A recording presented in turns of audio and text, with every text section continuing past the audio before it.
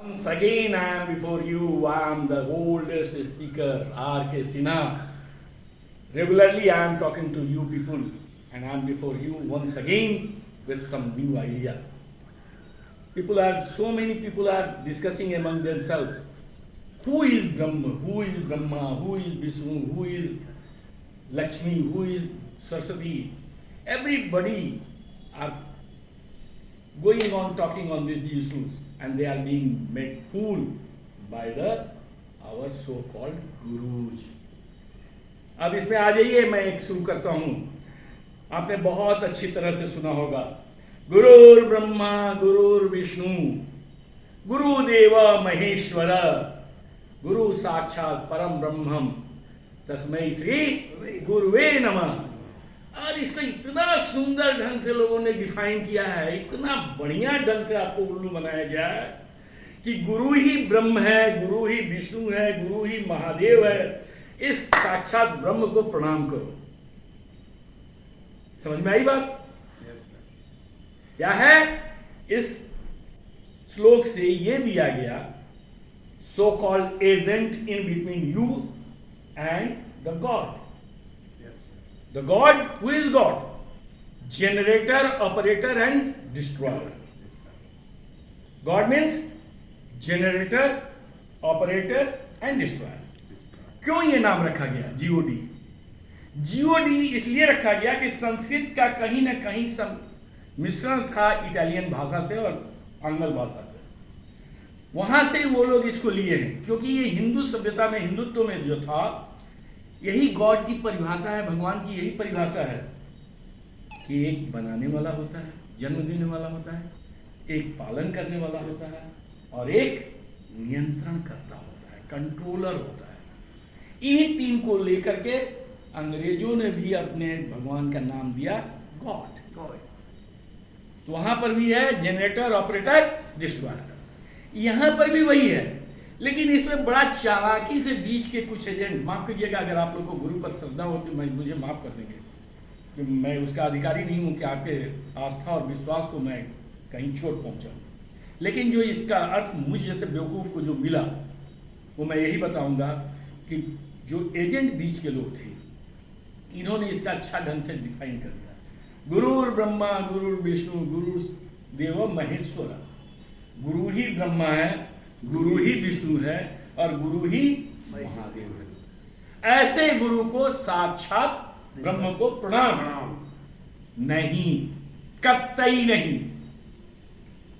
एकदम मैं fully deny करता हूं इस चीज को. 3 देव और 3 देवियां प्रमुखतः आपके हिंदुत्व में रखा गया है. मुख्य रूप से 3 देव हैं और 3 देवियां. कहने के लिए लोग 33 कोटि का ये मजाक उड़ाते हैं. 33 कोटि हिंदुओं के है. 33 कोटि का मतलब 33 कोटि नहीं है, 33 कोटि है, करोड़ उसका अर्थ नहीं है. खैर, एनीवे, हम लोग विषय से विषयांतर न हो. गुरु ब्रह्मा गुरु विष्णु गुरु महेश्वर.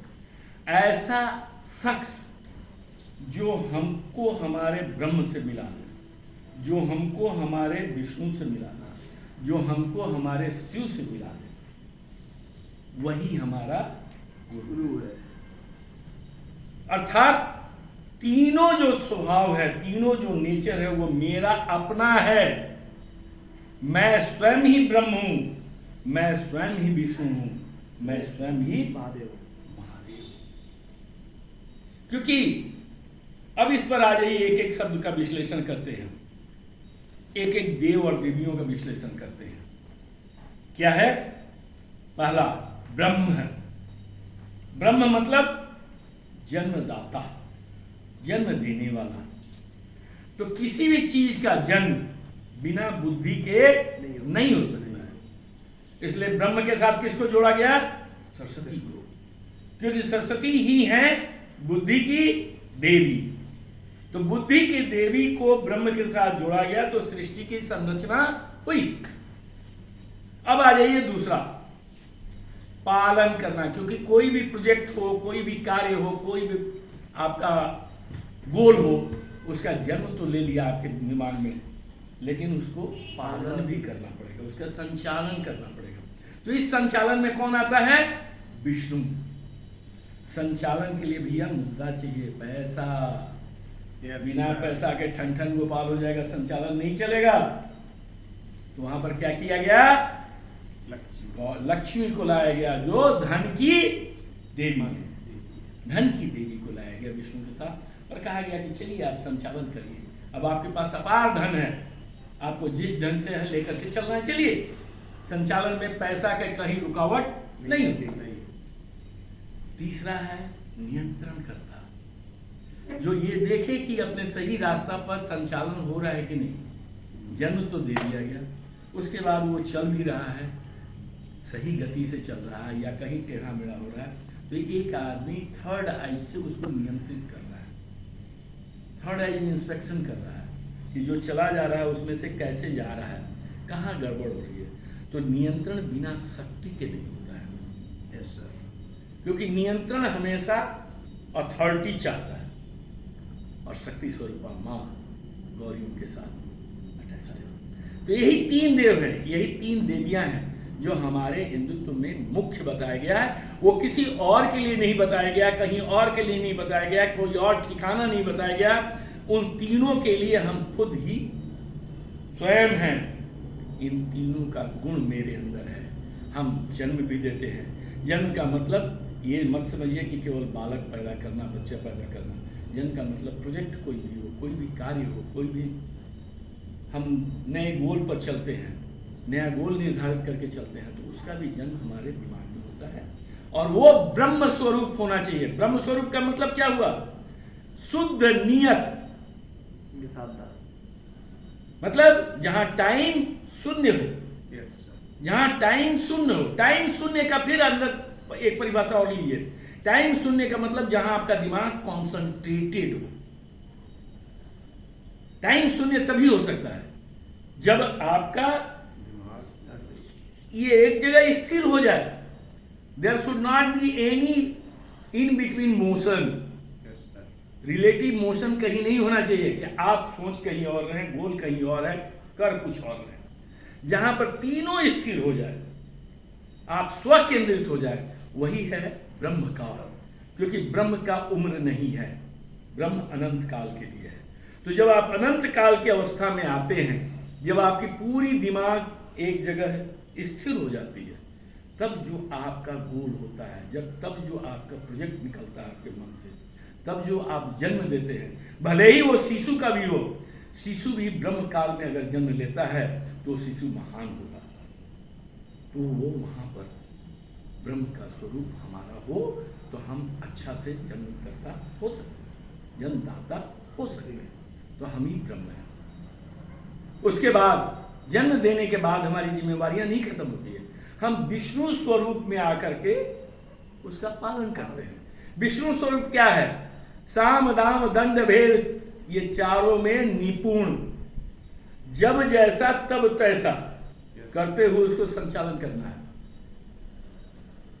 बाकी वहां पर कोई सोच नहीं है। अब विष्णु में ये चारों गुण हैं।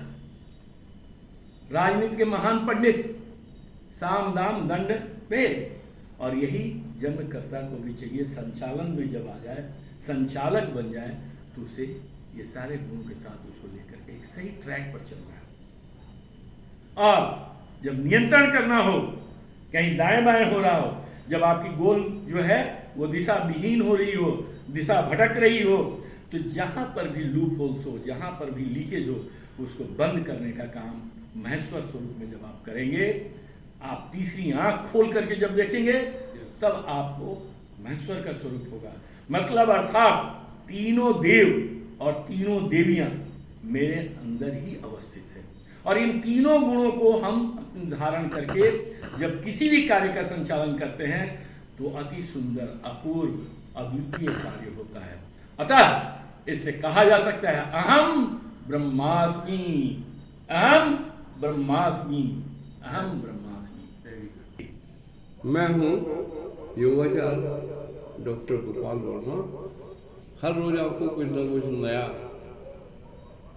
ज्ञान का संदेश देने के लिए भगवान ज्ञानदेव गंगा माता मंदिर में उपस्थित रहता हूँ। और आज एक बहुत ही महत्वपूर्ण विषय पे हमारे motivational speaker Shri R.K. Sinha ji बोले कि अहम ब्रह्मास्म। हमने कई बार इस पर कई लोगों के व्याख्यान सुने, लेकिन जितना साइंटिफिक और लॉजिकल वक्तव्य श्री सिन्हा जी ने आज हमें दिया, पहले हमने इसे कभी नहीं सुना। उम्मीद आपको भी मेरी बात अच्छी लग रही होगी, सहमत होंगे। और इसी तरह की मोटिवेशनल वीडियोज देखने के लिए हम आपसे नम्र निवेदन करते हैं कि हमारे इस YouTube चैनल को अवश्य सब्सक्राइब कर लीजिए, लाइक कर लीजिए और शेयर कर लीजिए। धन्यवाद।